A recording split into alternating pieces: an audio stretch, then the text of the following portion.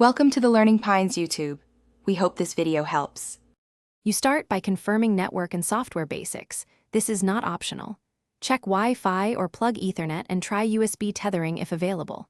Next, open Chrome, //settings/help to force an update, then restart the device so changes apply. While restarting, clear browser state, open an incognito window to test, then clear cache and visit Chrome, //netinternals/#DNS to clear the DNS host cache.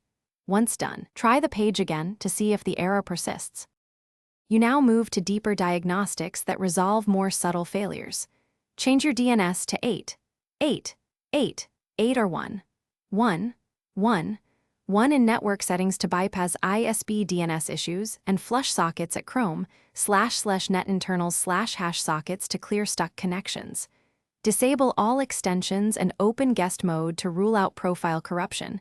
If that fixes it, re-enable one extension at a time. Also inspect proxy settings and site certificates, because expired or blocked certs will prevent page loads even with good connectivity.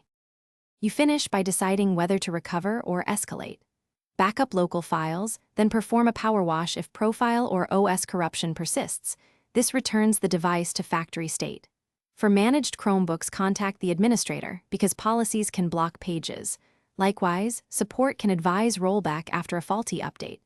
Make sure you try a different network, Ethernet or phone tethering, to prove the issue is local vs remote. If that network test works, focus on local DNS, proxy, or policy settings as the root cause. Thanks for watching. Consider subscribing if we helped you.